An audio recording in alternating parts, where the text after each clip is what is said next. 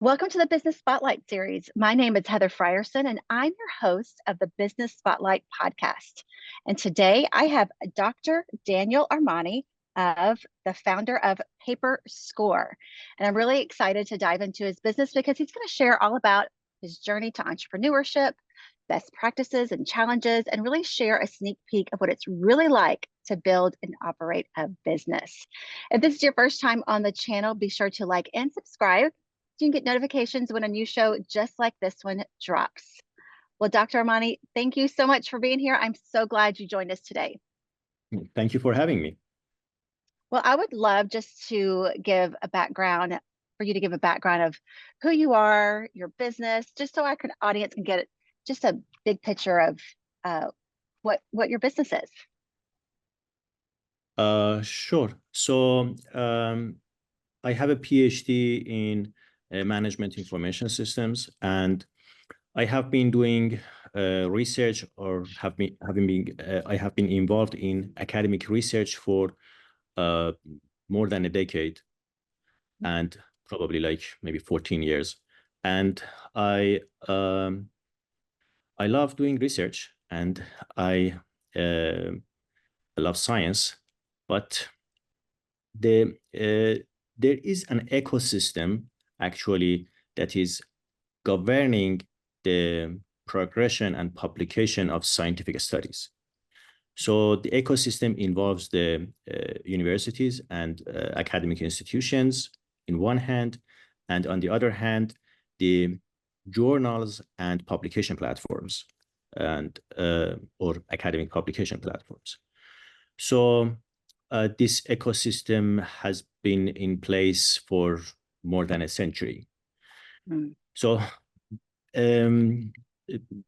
it's a good ecosystem, but many scientists and researchers agree that it's not perfect. It has serious flaws. And as we go on, the flaws become more and more serious and prominent in dissemination of scientific discoveries and research. That's very interesting, and I'm sure it's something that a lot of our listeners maybe haven't heard about. And so I want to know more. How did you even discover that this was a problem? Was it maybe something, an article that you were trying to get published and couldn't get it done? How did that even come about? Yeah, so what I wanted to say is that this ecosystem has serious flaws. So in one hand, there are many good studies that are not published. And on the other hand, there are some studies that are flawed and are published, and essentially they mislead the public. So you have both types of errors in the system.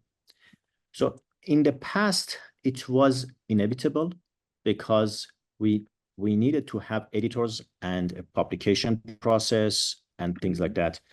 But nowadays, with technology, we can improve the system.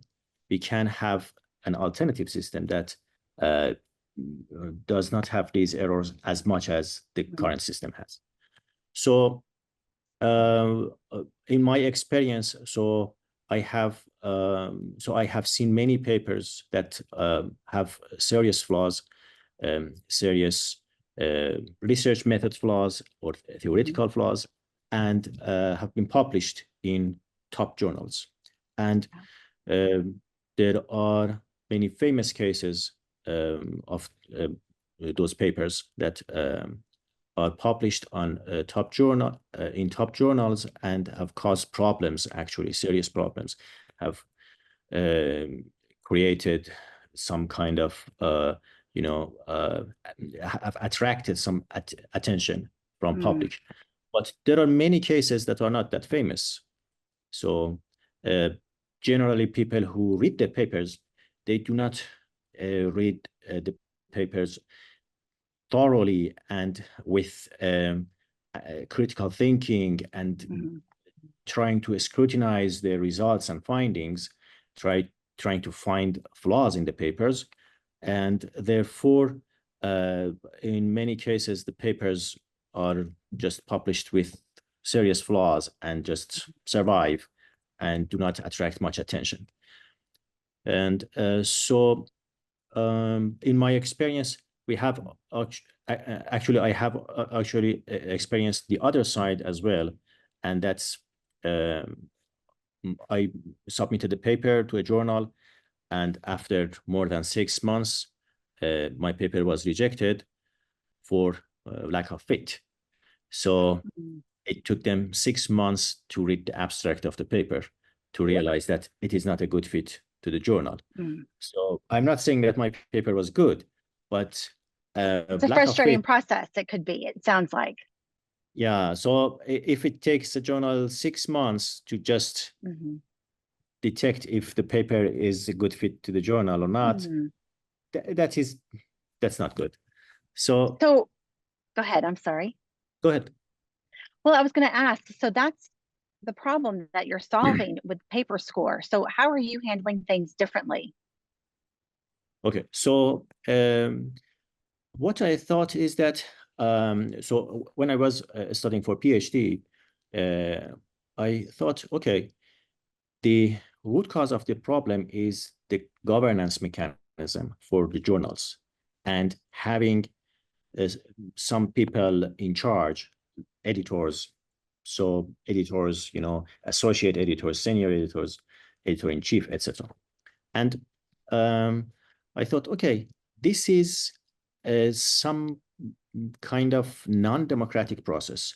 So it's not that bad, because of course they are private institutions and they're competing with each other. So it does not have to be democratic. However, there are few journals that are well known in each discipline, and they are governed by just few people. So in each discipline, we have some kind of oligarchy running the journals. And the problem is that there are huge barriers to entry for competitors. So it is not that easy to compete with the well-known journals. So it is still possible, but it's usually very difficult. And another problem is that the people who are in charge in those journals, the editors, are usually selected from the people who have already published in those journals. So there should be some kind of alignment, and it reinforces itself, So it is like a religion or something in each discipline, So and so it makes, so it is not, I'm not saying that it is just monopoly or it is closed. It's not like that, but it is very slow to adapt or to accept new paradigms. So in each discipline. So and this slowness is very costly to science, to to the world, because it is slowing down the progression of science and technology in the world. So time matters, Yeah, it makes sense. Yeah. So I thought that. Go ahead. Please go ahead. I was going to ask. So PaperScore, it sounds like you're changing that process for writers to one, better time management, more minds, if you will, to broaden that scope, to really bring more education to even the world, as you mentioned. Yeah. So what we do in what we did in PaperScore is that we removed the editorial board altogether. So instead of, so at first I thought, okay, we can make it more transparent, we can put more control mechanisms on the editors, etc., etc. But at the end of the day, they are humans. They will find ways. So I thought, okay, we should remove the editorial board. We should have a journal without editorial board. And we should replace that with a computer code, and hopefully with AI in the future. We do not have editors for the journal and for the publication platform, essentially, because we are a multidisciplinary publication platform. We are not just, we cannot say we are just one journal. Okay. So, and so there are many things that the editors do.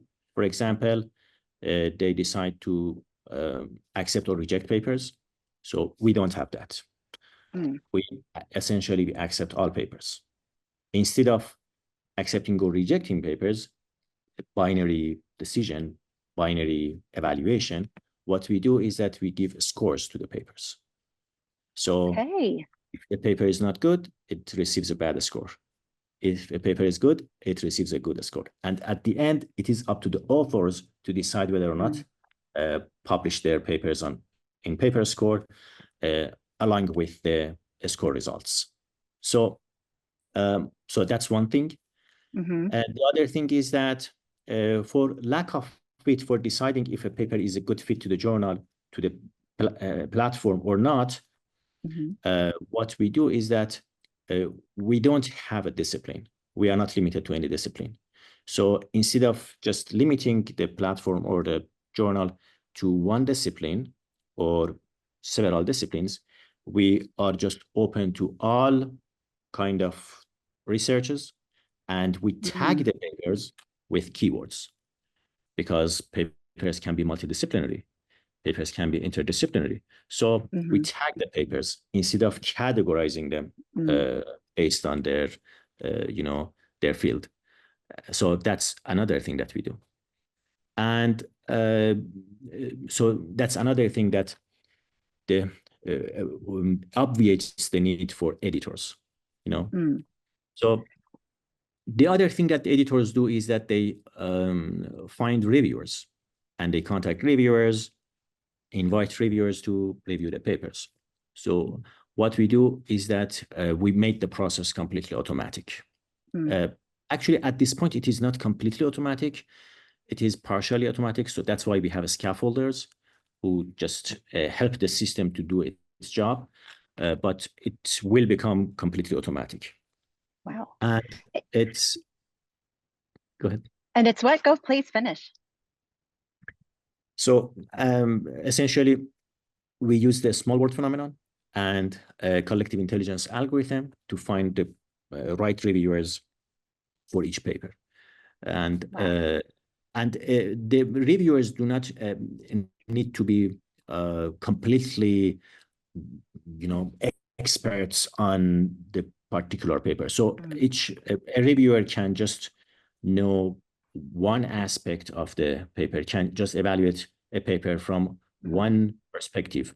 For example, the research method, the a statistical model, or the theory, or something, and that's enough. That evaluation would be valuable. It would be a good contribution to the scores of the papers. So, yeah. It sounds like by building a business, you're combining technology along with the research and writers. And it's a different type of company than before, or that I've heard of maybe. And so it makes me wonder, with this new adventure, with your background and research and a PhD, and now jumping into almost a technology company as well, how did you go about building this business? Did you have other partners in this? Was this something you did, the solopreneur? How did that even come about? Oh, so I started as a solopreneur. So when I started this business, so I designed the database, and then I kind of designed the UX, UI UX of the website. And I decided that, okay, the backend should be C# because I know C#. And I thought that I am going to just write the code. I'm going to do all the programming and development. So I thought that it's going to be super easy. So I'm going to just make the website by myself. But then I realized that, it's not that easy. So it's challenging. First of all, front end is not that easy. So, and there are frameworks, JavaScript frameworks that I don't know. and the design should be better. So then I hired designers and then developers and front-end developers, back-end developers, and I hired people to build the website. And of course, I made a lot of mistakes. I made a lot of mistakes. One of them was just choosing the technology without consulting experts in that technology. So, for example, I decided that the front end should be React.js. And then after a while, I realized that, oh, it's not good for SEO. So we had to switch to Next.js. So we had to refactor the code. We had to make many of the web pages just again, develop many of the web pages again. So yeah, I was just going to say, I think that's a lot of, business owners experience, even our listeners, maybe going into something new and then having to tweak as you go, it sounds like. So I'm curious, even as you look, on your journey of this, what has been one of the biggest challenges that you've had to overcome and what did you learn? So one challenge was finding the right talent. So it's not that easy, uh, especially so everybody looks good on the paper, everybody looks good in the interview. So everybody sounds good in the interview, looks good on the paper. So and the tests are sometimes not challenging enough. So that's one thing, finding the right talent. The other thing is that I so at some points I had to make difficult decisions about the project. So so we had done, let's say, 90% of the front end, and I had to decide, okay, are we gonna finish it like this, or are we gonna just start over and go in the right direction? So do it right this time. So the difficult decisions are important, and so and it takes time to make those decisions. Yeah. And the How is other that? No, please go ahead. And the other thing is about the taxes, legal things. So I am not a lawyer, but I had to learn a lot about the different corporate laws, different tax laws, etc. Yeah, being a business owner, you wear a lot of different hats. And so you just mentioned a few. And so it makes me wonder, when you're wearing those hats, how much time do you find you spend on the business versus in the business? Oh, so in the beginning, I was micromanaging everything. So I was involved in everything, every aspect of the business. I was even reviewing the pull requests. I was involved in the design process, and actually, I'm still involved in the design Sure. process. But because I know the business and I know the logic that we are trying to implement, so I have to be involved in the design process. There is no way around it. But the but of course now I have people whom I can trust, and I have kind of established a kind of system that people supervise each other, control each other, and I don't need to be involved in everything, every aspect of the business. I don't need to micromanage people. And yeah, so I am, I think I am doing a better job of entrepreneurship at this point. Yeah, that's awesome. We all learn as we go. You talk about your team a little bit, how because building a team is so crucial to a lot of the businesses that we own. It sounds like you've got from reviewers you talked about, you've got maybe web designers, different maybe contract people. And so when you look at your team, and now you had even mentioned hiring, the process of that, and that's something that's very difficult for people. What are maybe some tips that you can give our audience on what you've learned along the way of how to hire people, or maybe even how to lead a team? Mhm. So there are some rules that you should follow probably. Um, I'm not sure if you should follow, but I have learned those rules. So one is that trust but verify. So you trust people but verify their works, and that's important. So you cannot trust anybody 100%. I cannot even trust myself 100%. So that's one thing. Another thing that I learned was that it's so in web development, it's better to finish the design, the UX design, and complete the UX design, and then after completing it, then start the development process. So do not start the development until you have completed the design, you have made all the changes, and you are sure about everything, almost sure about everything, and you know exactly how the website should work. And actually, I would put a step in between, and I would say, okay, complete the design, then just copy the design and modify it, simplify it, make the design for an MVP, and then just develop the MVP. So this way, you save a lot of time in development. Yeah, that's really, I like that. So trust but verify. And I love that you said complete and simplify. Those are really good Yes. nuggets for everyone. PaperScore is something I feel like everyone needs to know about and go read.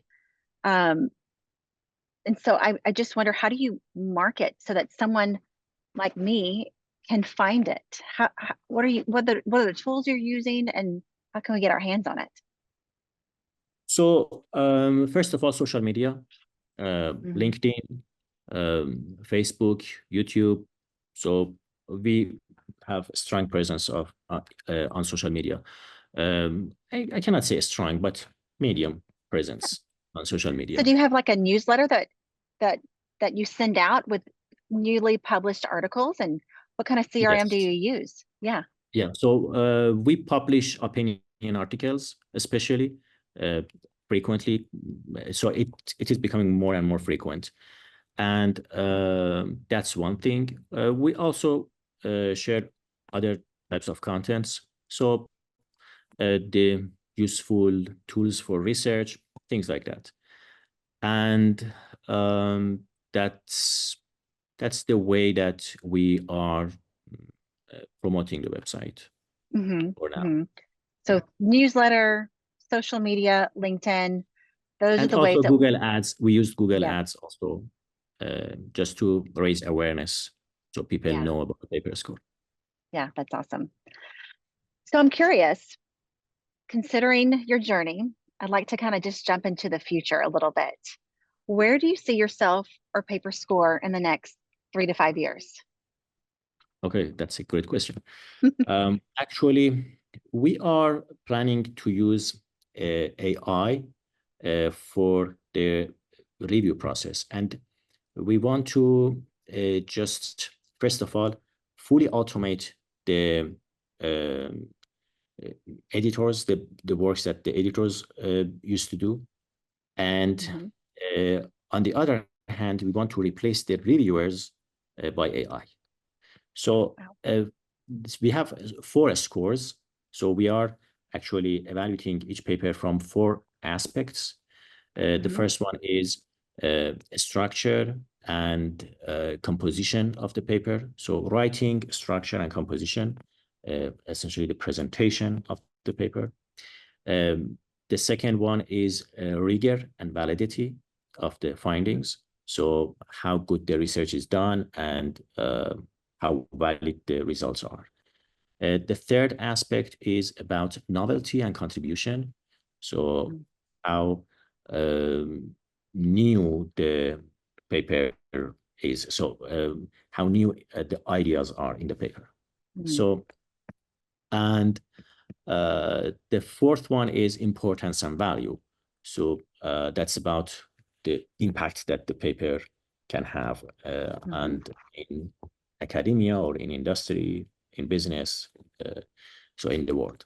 So these are the four aspects. So for the first aspect, evaluating the writing and composition of the paper, actually, there are already some AI algorithms that can do that.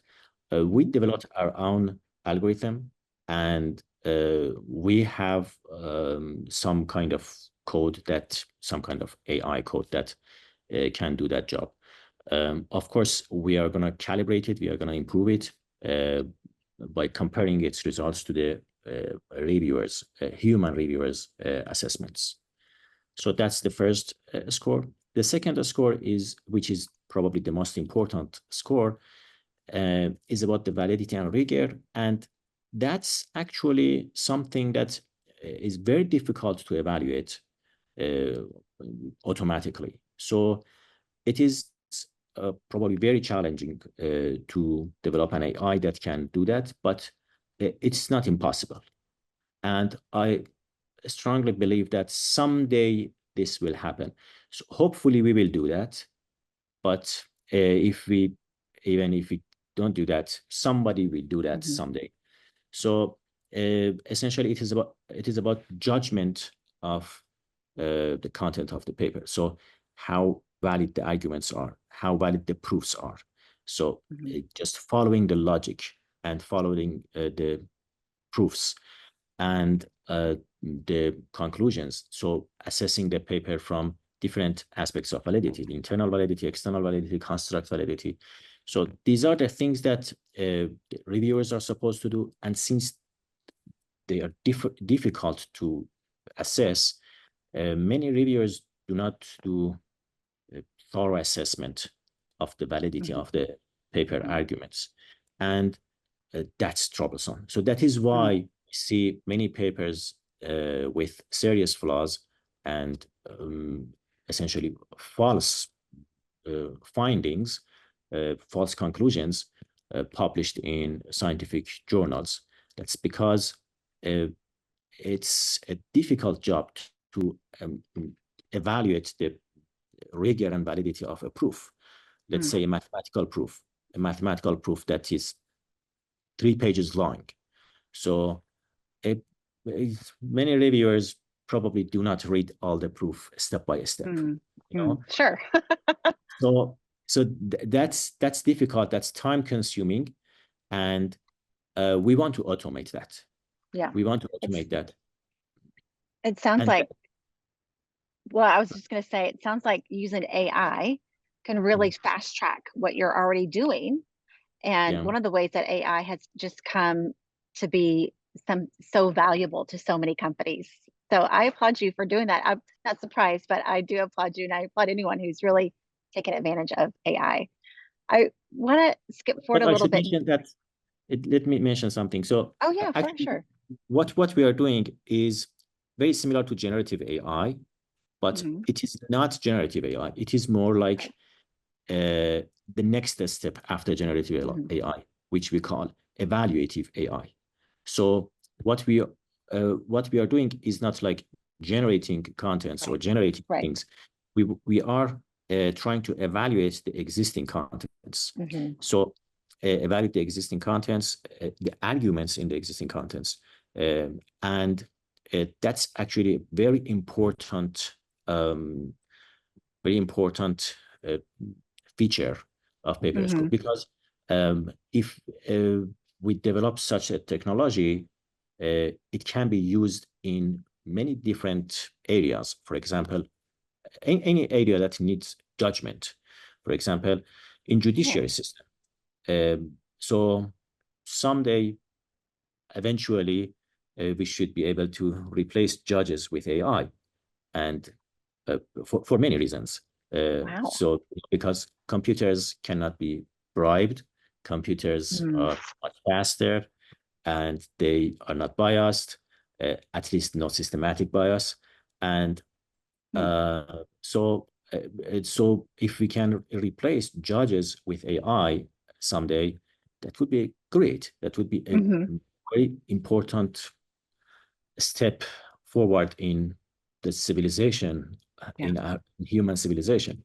So am I understanding you correctly that you're inventing this evaluate AI is something that you're creating, or did it already exist? We are working on it.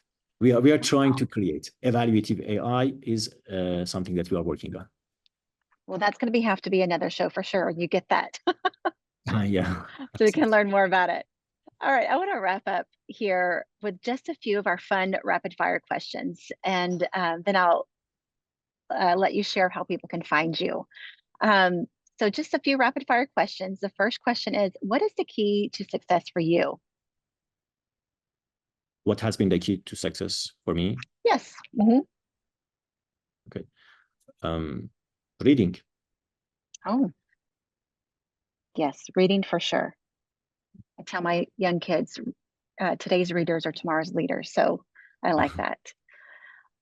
What is one piece of advice you would give to other business owners? Always question yourself. Don't be overconfident. I like that. Okay, this is a fun one. You're a big reader, obviously, but right now, what is a book or maybe a podcast that you're taking in right now? What is a book? A book you're reading right now, or a podcast that you enjoy listening to that you could share with everyone? The book that I almost finished reading was The Narrow Corridor by Darren Asimoglu and James Robinson. It is on economics and society, but also I have been reading the book, the Modern Business Analytics. So, Modern Business. Yeah, and I almost finished it. So, yeah. Got it. So I wrote those two down. The Narrow Creator and Modern Business. The Narrow Corridor. Oh, career. Corridor. Okay, awesome. All right, this is another really fun one. If you had just a little bit of magic dust and could choose one area in your business to sprinkle it on, where would it be? One area in my business.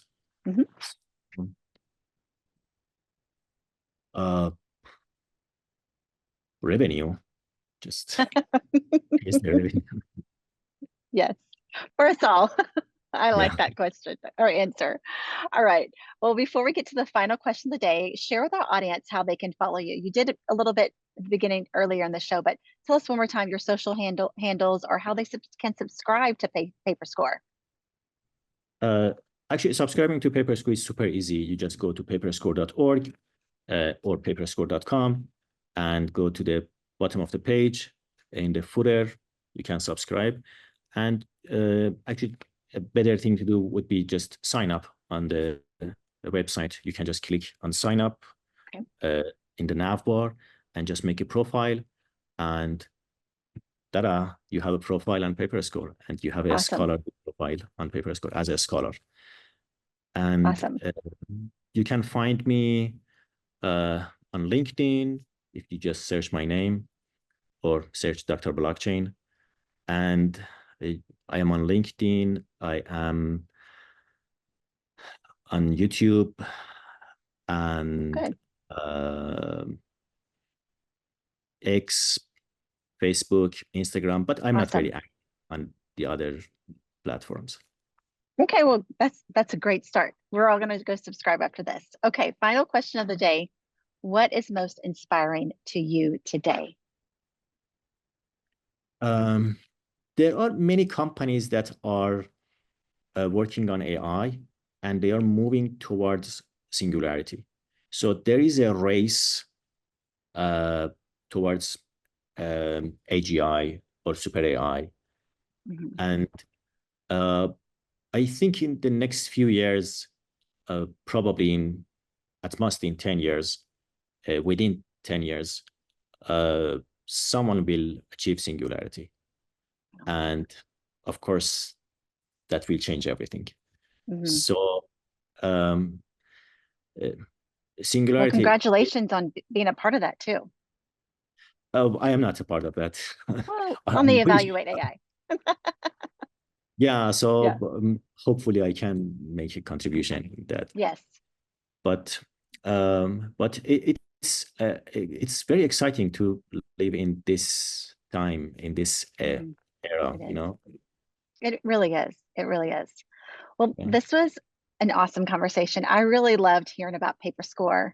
It's so cool what you're doing. So thank you for sharing your story. And I just want to go encourage all of our listeners and those that are watching to really save this show and come back and watch it, because Dr. Armani really did have some great insights on what's happening in the world today and how PaperScore is really just educating all of us. So I really appreciate it. Also, don't forget to like and subscribe to our channel so that you can get notifications every time a new conversation drops, just like this one. Again, thanks to everyone for joining us, and we'll see you next time. Bye.